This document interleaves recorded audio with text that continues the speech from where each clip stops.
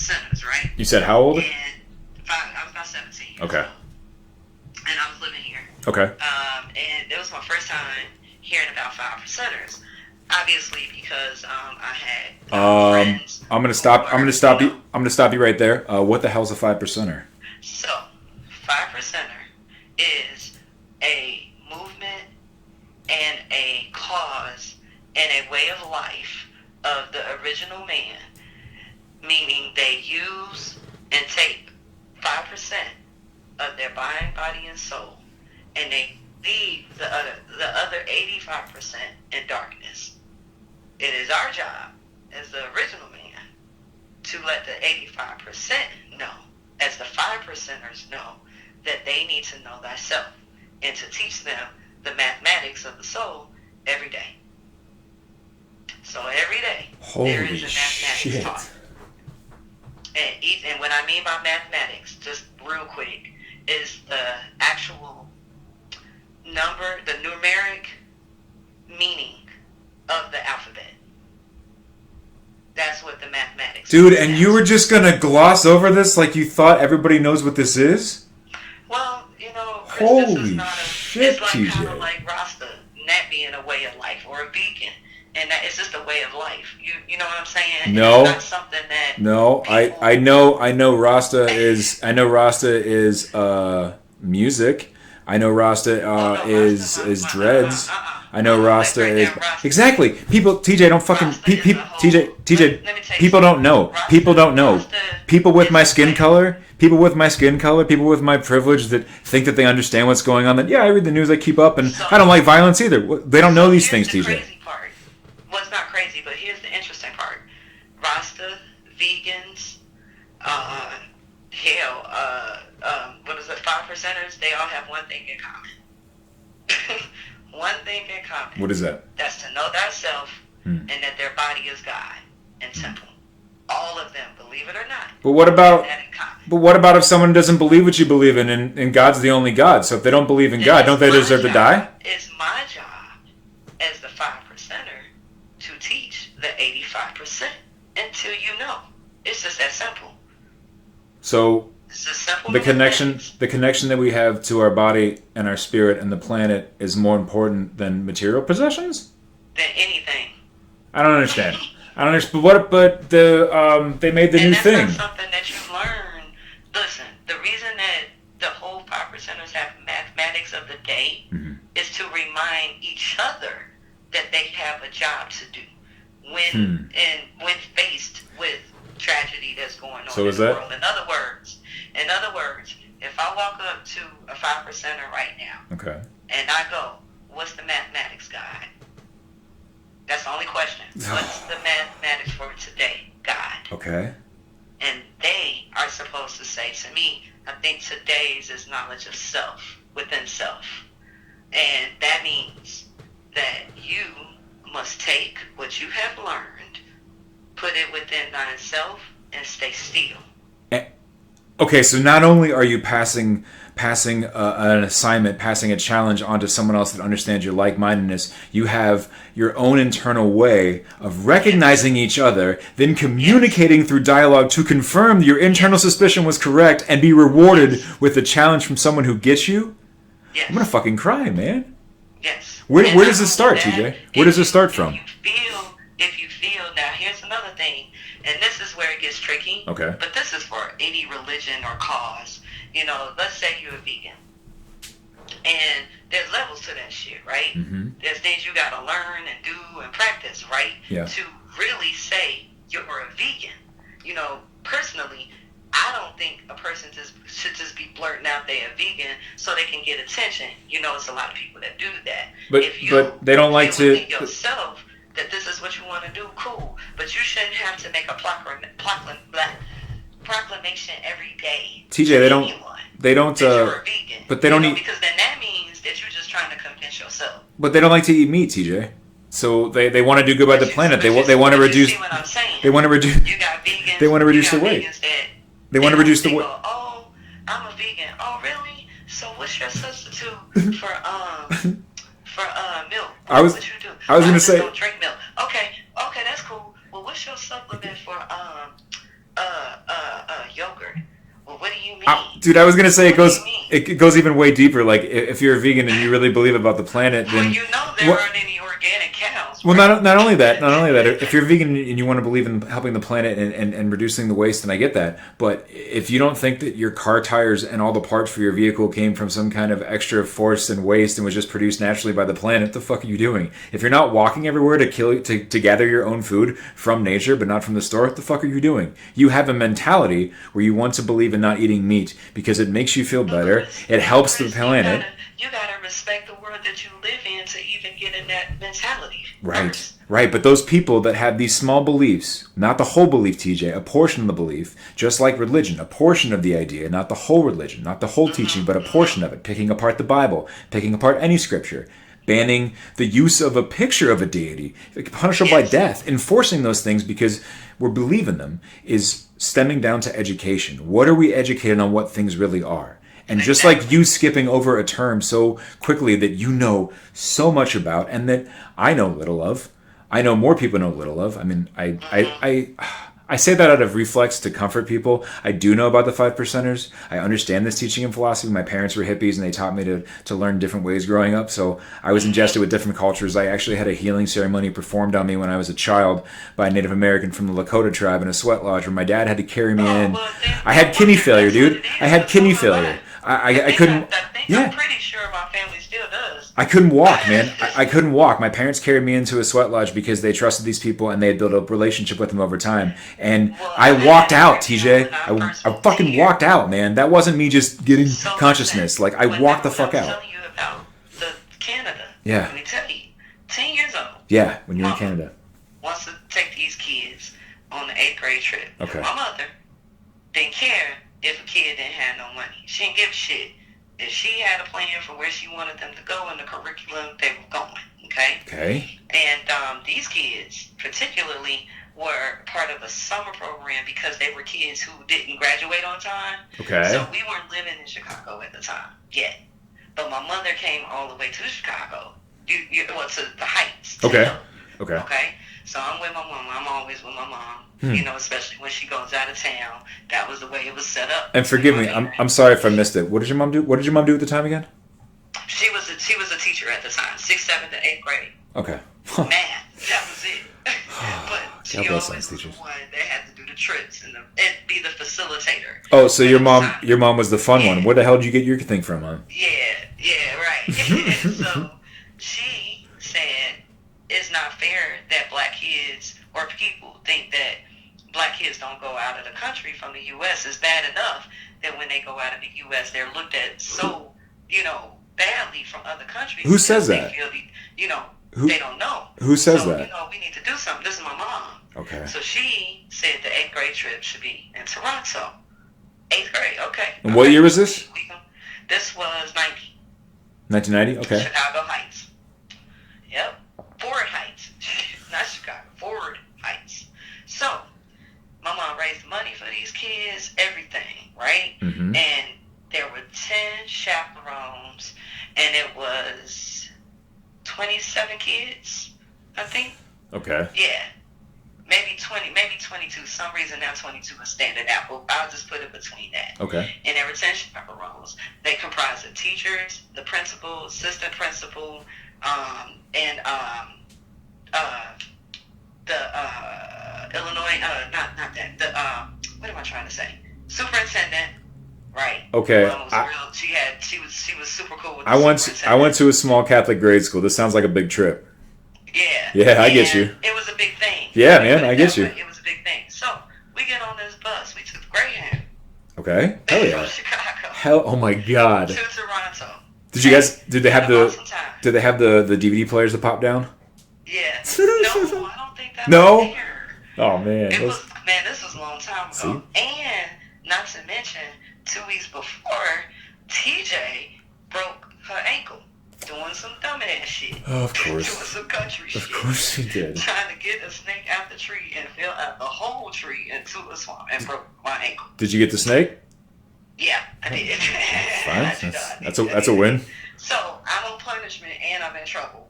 and I got a broke leg and it's summer. So it's like June. So my mother, she was that type of Claire Huxtable type of punishment. Oh God.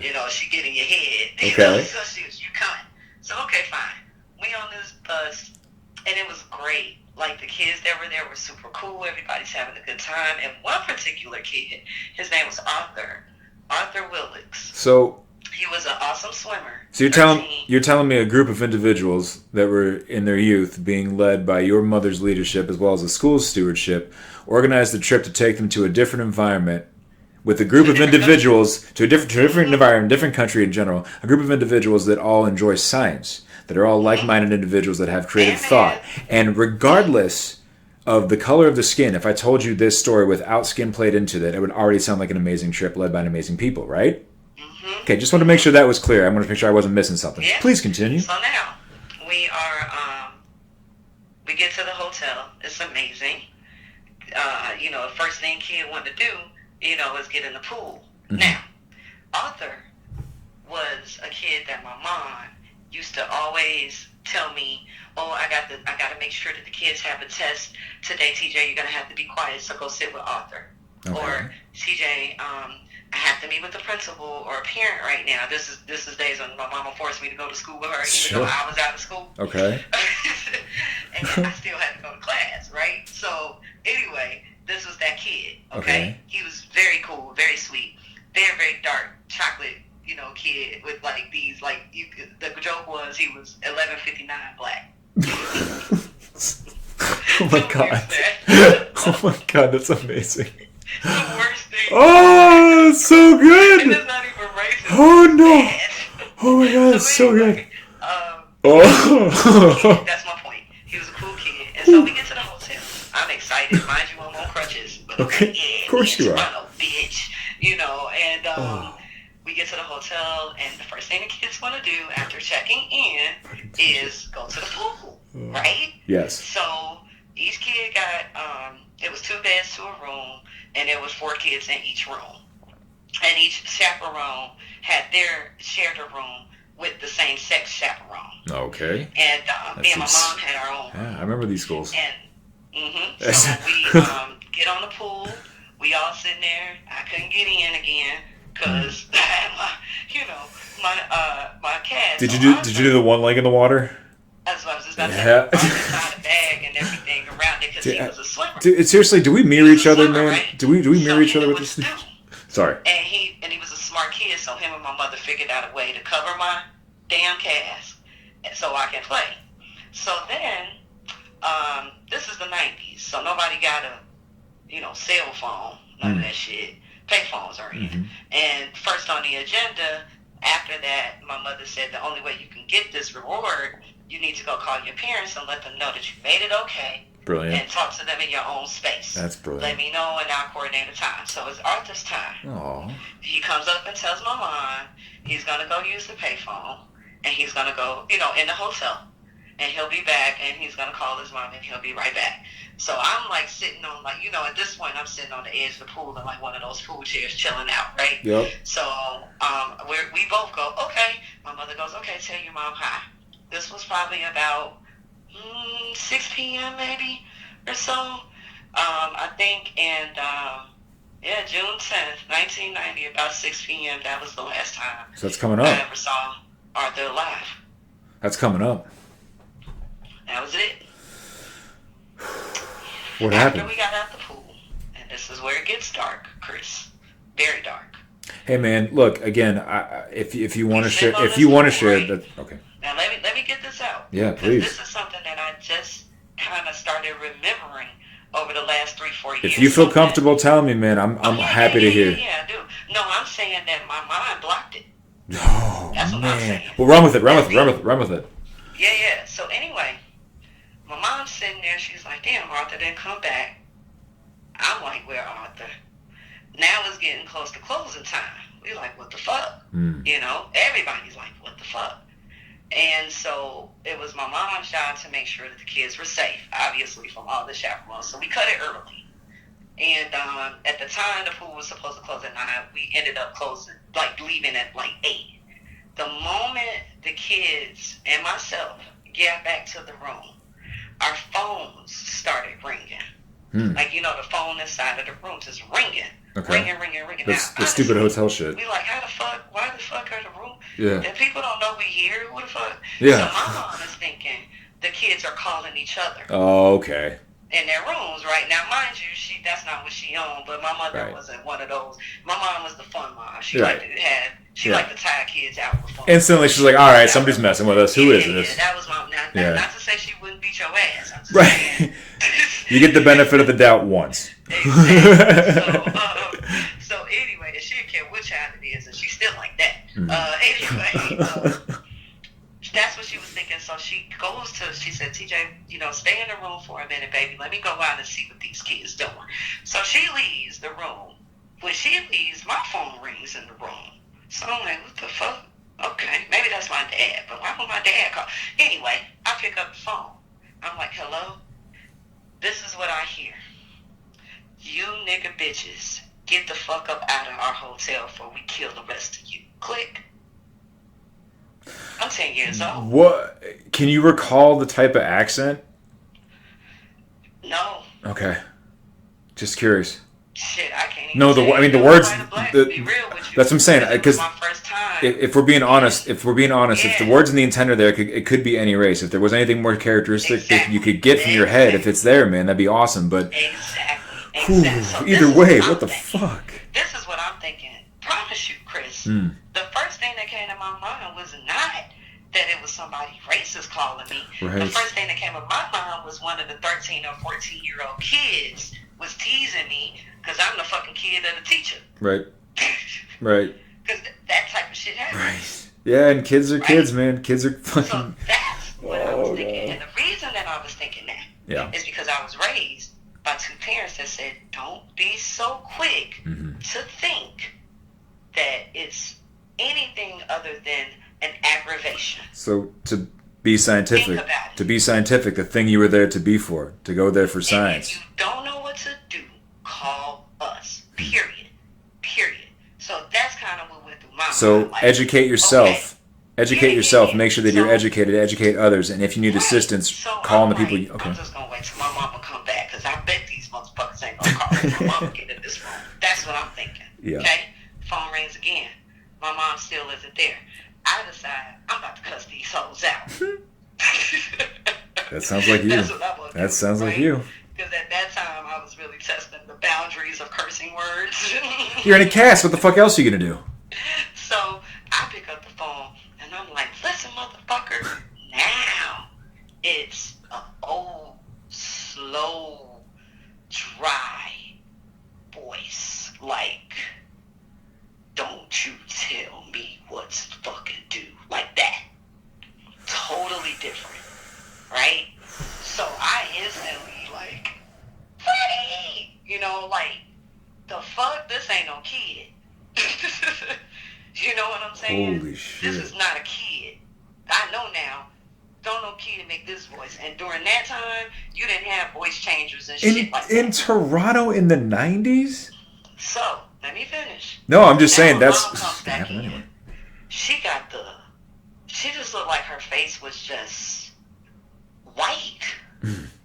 And I'm like, what, and I'm looking at it. Now, mind you, I ain't said shit about the calls yet. Nothing. Now I'm like, what the fuck wrong with my mom? And I'm like, what? And she was like, I need you to not answer the door, not answer any of the phones. I need to call your dad. Okay? And I'll be right back. She's like, and she looked at me because, I'm the kid. What the I got a lot of questions. But mind you, the phone was ringing on some bullshit, so that's going through my mind too. But now that my mother is saying not answering the phone, I'm thinking, oh, she must have called one of the kids, like I said. Okay. Whatever. Okay. No, that's not what it was. What it was that Arthur hadn't come back to his room. And not only had he not come back to his room, the other kids were getting calls too. So she's now on the phone with my dad, and she's telling my dad, we are in another country. What the fuck do I do now? I remember that. I remember my mother, like, my dad's name is Harrison. And she was like, Harrison, I'm in Canada with these kids. Now, mind you, I ain't never really seen, my mother don't break. Right. I was just going to ask you, TJ. So if I'm getting this right, that's a group of like-minded individuals in their youth brought to a different city for a different experience to study something of the like-minded interest, and out of nowhere, this group is attacked based upon the color of their skin. And when one of them has the courage to speak back to the attacker, it gets worse. Yep. Okay, so and this was 1990 in Toronto. So now this is where we are. Arthur is missing. My room is getting calls, meaning mine and my mother's.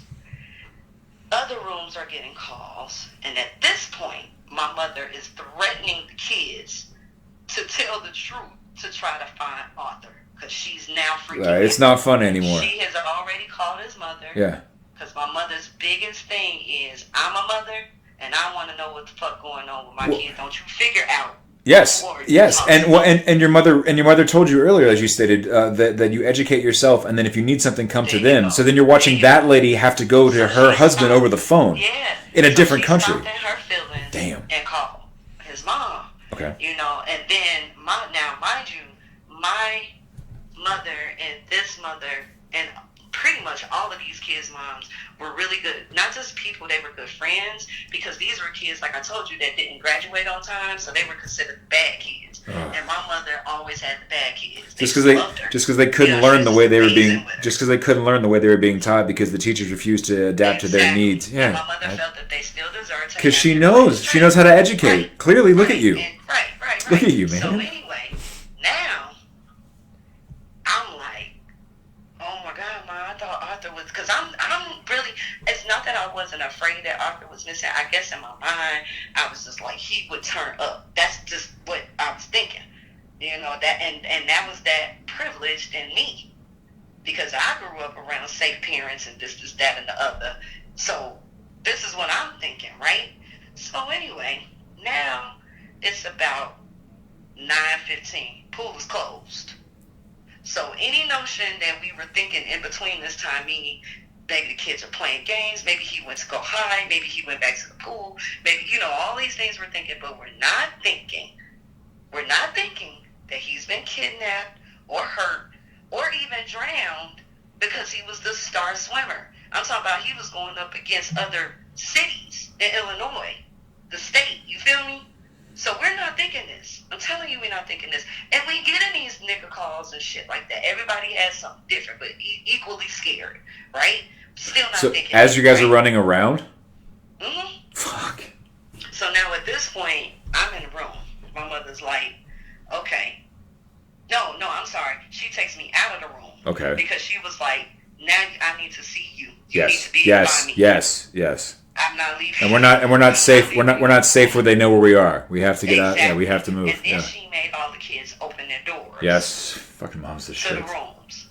And she was like, listen, guys, this is when her voice changed, because like I told you, she was kind of like, oh, now beat y'all ass, stop playing games. Yes, she's mom. She's mom. But she was like, listen, we have a situation. Yeah. And I don't want to scare you all, but I have to still be honest. Yes. And respect your feelings for what is going on, because just because you're kids does not mean that I desensitize you being a child. TJ, and she said, Arthur is missing. We do not know where he is right now. And if any of you know where he is, if you don't want to tell one of us, tell one of the kids, and we just want him safe.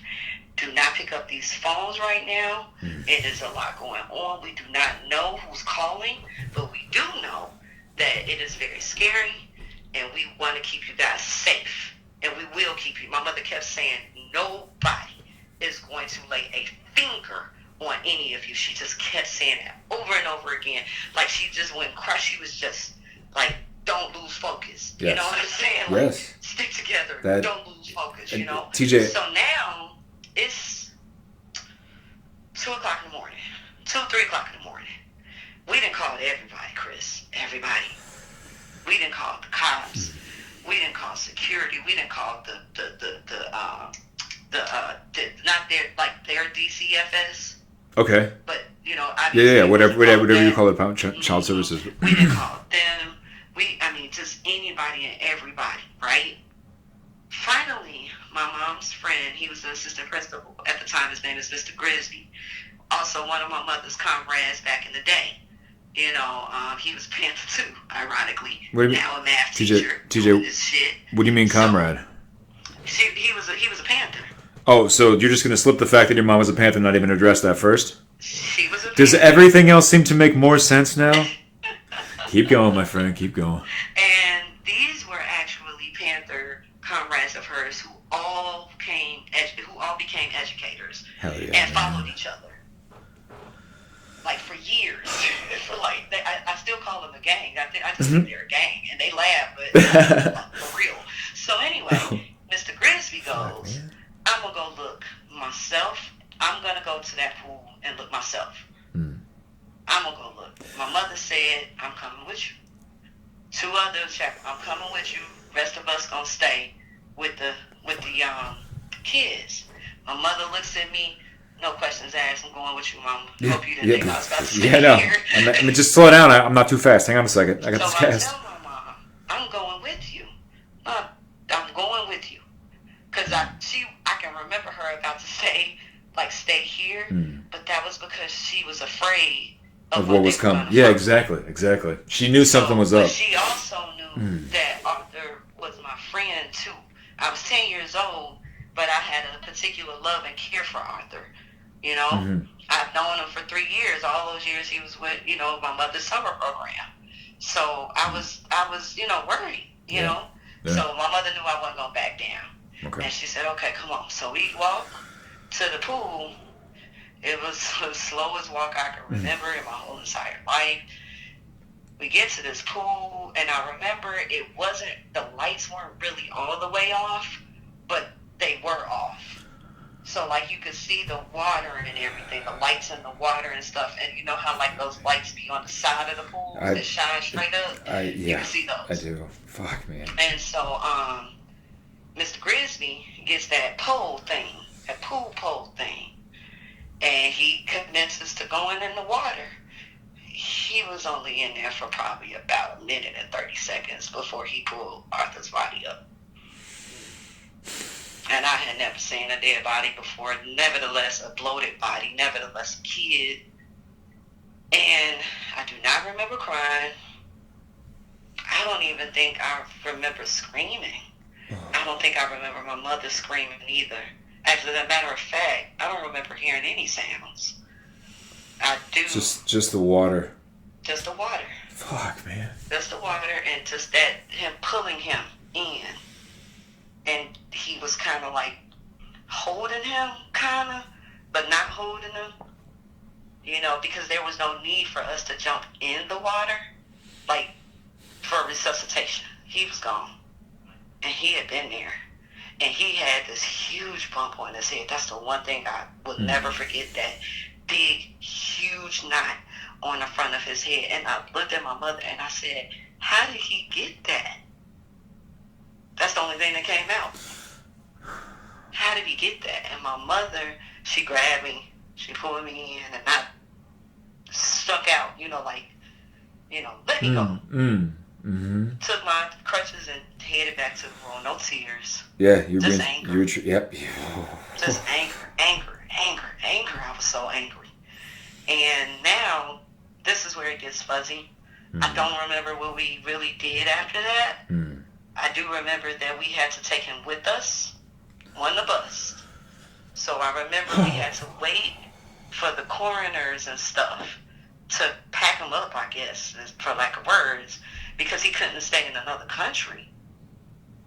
Remember, we in Canada. Yeah, but they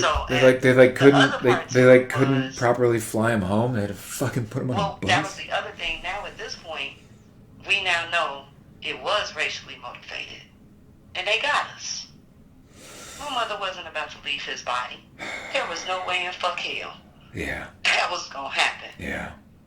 And she was not about to not let that mother see her child. Yeah, and if you can't get the entire group to fly it makes sense now. I'm sorry, I was looking at it a different way. She was just we ain't leaving. Yeah, I get it now. I get it. No, that I understand. I think we misunderstood each other. I totally get that. I just didn't understand. I understand the context now. We get in this bus. It's I remember I thought he was sitting with me. I kind of remember waiting waking up, like, looking like, because I just knew he was there. This had to be a dream. This is not real. You know, and then that's when I started seeing things in, like, mirrors and shit. That's when shit started getting real bad. We get to Chicago. We get to Fort Heights. We ain't even at the school. It's protesters everywhere. Parents everywhere. News cameras everywhere. We're on the bus like, what the fuck? Like, we just missed that part. You know, like, TJ, that's not what we thought we were going to be seeing. I don't know what we thought we were going to be seeing, but we were still dealing with the fact of what happened in Canada. 2 questions. If there were protesters, what were they protesting for, just for context? Because without context, you're making me think that somebody that knew what was happening in Toronto placed a call down to the organization where you were arriving, and people got information, and so they marched to the streets to let their voices be known that racism doesn't exist in their town, and it's not going to be tolerated. That was my first time having that, knowing that those undertone protesters are really real. You know, my mom had kind of told me about these things before in different stories here, that, and the other, but at this point, this was my first time knowing that this wasn't the story, because I was at the story. So you see what I'm saying? The violence that you suffered at the hands of racism was met with information being shared and civil protest? Yeah. Okay. And not to mention, Fort Heights was protesting. Yes. Because they were like, our kids don't get an education, and then you send them out, they get killed. The mother had her own protesting going on. The mothers that were my mother's friends were no longer my mother's friends. Well, but TJ, minorities are dangerous. You just shouldn't live there. Live somewhere else. You know, live in a better school district. And now, mind you, the school district is there, but there are no cell phones or nothing. Dude, so plus it's Chicago. It's Chicago public schools in the 90s. You don't have to say any fucking more than that, man. Oh, sorry, it wasn't. No, that's right. You weren't. That's right. You weren't. Sorry, I was speaking in general to Chicago education at the time in general. Not that it's better now. That was the whole thing. So yeah. This city, and it takes Mario to tell you about Chicago Heights and Fort Heights. Chicago Heights and Fort Heights are one of the lowest in income or property, and the highest in property in Illinois. I don't know anything about Chicago Heights. I still think they're in the top 5. That's over Inglewood and a whole bunch of other shit. Whoa. I still think these people were so systematically gentrified that they picked cable over clean water. And that was 95. Damn. So that's another conversation. Anyway. Dude, that's the next one for sure. Where the people's heads are is where that's the picture that I'm painting for you. No, these people in this neighborhood don't know shit. They're so undereducated and so underrepresented. That's why my mother decided to come teach there. That's knowing amazing. that she would be met with some real ignorant ass niggas. You understand the difference? Yep. Her whole purpose was to change the mindset, and that you can find doctors out of roses grow out of the cement. We are, these are nothing but seeds, and they will push through that ground. That was my mother's whole thing. That all the people turned on my mother, and I remember that. And then what did you feel like? Next thing I What did you feel like? The bus, we had to go around right to another section. But because we had to be on the street, and they were able to kind of cut through, by the time we actually kind of got off the bus, mind you, this boy's body is on the bus. TJ, do you remember your emotion at the time? Do you remember? Because you were so. I was gonna say you were so vivid earlier with it. You still had that same rage. I was angry. But were you focused? That's my TJ. That's my question. Yeah, were you so filled with rage that all that you wanted to do was anything in front of you wanted to smash its face in and break it down and steal all of it? And what did you do in that mindset? What did you do? I stood up. The bus was still fucking moving. With your crutches, on your cast. Fuck yeah, man. I was like, Mom, what the fuck? Like how you come into a room. Anytime you come into a room, your presence is known. And I said, are they after you? Oh, or God. are they protesting for his death? Because they Yes. murdered him. Yes. And now, mind you, I'm the 10-year-old. Oh, I'm the God. youngest one. Oh, fuck it. Of course you are, TJ. Yes. But you're also the loudest because you were raised that way and you were educated to let your voice be heard. TJ, you're heard. You're always heard, man. It's you. What I'm saying is, I still did not Yes. remember the fact that I was putting people in a situation too. Because see, I was hurt and I was the youngest, which meant they needed to protect me. And I needed to make sure that I wasn't on no bullshit in order for them to do that. See, you have to teach. Internalization. I'm the worst at it, man. I'm a shining example of being an asshole. You have to teach one in order to help them help you. I don't know what motherfuckers don't get about that. I try my hardest to live a this is gonna sound so fucking white and elitist. I hate it, but I try to live a zenful life. I try to be kind. I try to live by my actions and my work and let my character speak for who it is, knowing there's a great. Wait, Chris, I'm not done. Hold on. I'm almost done. No. I was just trying to say, like, I get the mentality. It's fucked up because you have the same mentality. That's fucked up. We getting off the bus. These fuckers get to rocked in the bus, and all I feel is my legs go up in the air. They done grabbed my ass from the crutches and lifted me in the air. Then I hear my daddy. I don't know where he came from. Shit, I forgot my daddy was even there, coming to get us. I hear my daddy. Now my daddy, 6'7", black Mr. Clean. Okay, nothing you want to fuck with. And I've never gotten any of my father's height.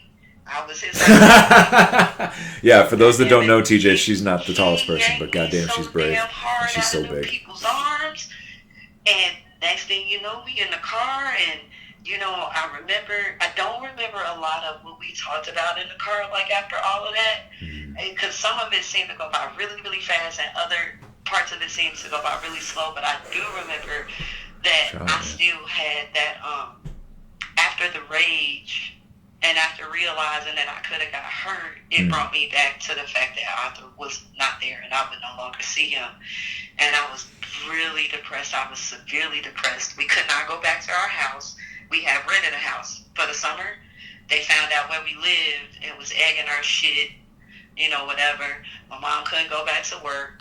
We had to stay with my aunt for a little while until things, kind of died down until it was time to go back to NO. And when we went back home, the other parts of this was we were preparing to move to Chicago.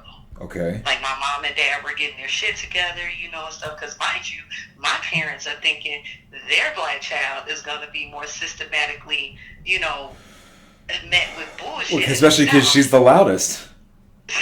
Than she will in the city, and we didn't just came from a city, and now my child has witnessed a murder. What the fuck? So I went through a lot, and my parents didn't really know what to do. They just wanted to make sure that I was okay. But the one thing that I wanted to point out in this story is I did not remember as vividly the events of this story until I was about 22. So about 12 years went by, and when I say I don't remember what my mama said after that. I don't remember, like, how did she go back to work? How did we even move? We still moved, and she went back and taught at that school for an extra 20 years. And like, do you think that has anything to do with the traumatic experience that you witnessed firsthand? Did you witness firsthand because of racism? Right, but how many years did it take you to fully grasp that, TJ? So when it came out again, I was by this time in college. I'm at DePaul. There's hella shit going on. How old are you now? This is now 99 through 2002. So how old are you? I was about 21. A 21-year-old TJ at DePaul. Yeah. Jesus fucking Christ. Oh my God. I was like, look, I got newspaper clippings of my ass. Oh, I would expect nothing less, man. I said that to say, when this started with the rioting and everything. Our current situation. Yes. And not racism since then. Not racism. Right. In Chicago. I was freaking the fuck out, Chris. And I didn't know why. Yeah. I was freaking the the fuck. I'm talking about I'm all up in my husband's lap. I'm in his lap. You know, he no bigger than me. Yeah. I'm in his lap. Like, just hold me or something. I could not go to sleep. I couldn't close my eyes. I couldn't do anything. So I decided to call my auntie and just kind of talk to her because I knew is that mom's side? Okay, mom's side? Yeah. Okay. I knew her and my mom were both. My auntie was the last Panther to come out of it. You know what I'm saying? Afro looking like Angela Bassett. Oh my God. And, you know, she's an educator too, retired principal. Do you have pictures? And guess where she retired principal of? St. Sabina. I don't know what that is. St. Sabina is the one that Father Flagan run.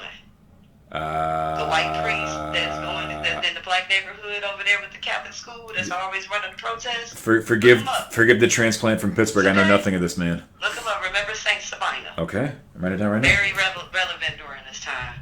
But Sabino, S-A. I called her and I'm like, Angie, I'm like losing it. I'm not in my. I've dealt with things worse than this, Auntie. I'm slipping, and I don't know why. And she said, well, what's going on? What's happening? Like, and, you know, and I was like, did we riot? Did y'all riot like this? Like, was it this crazy? And she was like, hell yeah, it was this crazy. She said, it trips me out when people keep saying that when Martin marched, it was peaceful. The hell it was. You know, what the media showed, what were trying to kill us. What the media showed, what the images that we saw, what the nation remembers, the story that we paint. She didn't mean that he wasn't doing a peaceful word. She was just saying they went through this shit too. What you see is not what's happening. Went through this shit so y'all wouldn't have to go through it. So I'm like, but I can see protesting and all of this and whatever. And I've seen, you know, all of these things. And she said, well, what happened? I said, we sit there and we, you know, and I wasn't, because she asked me, she said, were you smoking? I said, nope. I promise you I wasn't high. And she was like, okay. No, seriously, for once, like you gotta, you know. Said, well, what happened? And I said, I'm sitting here, and these helicopters, they bugging me out. And she said, oh, I know what that is. I said, well, do tell, motherfucker. Shit. That's what I'm calling you. That's why I'm calling you. And she was like, she said, don't you remember when Arthur died? And I said, yeah. And she was like, so you remember when he was killed? You remember when he drowned in Toronto? I said, yeah. She said, do you remember all the protesters and stuff when you all came back? I said, yeah. She said, well, they were following us in the choppers. And it seemed like it was never going to end, that sound. And what happened was you was like out of the car fussing and cussing at the choppers. Like they needed to shut up or something. Like you could control it and you kind of got unhinged that you couldn't control it. And so my grandmother, now this is my grandmother from my daddy's side, my Creole grandmama, came to live with us because she said that in my dreams, I kept dreaming of blood on the walls.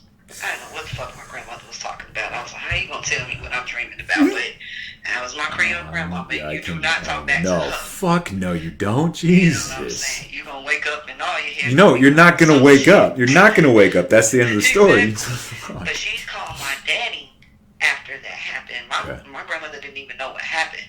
But she had just called and said that she told my daddy that she had sensed that I was in trouble. Okay.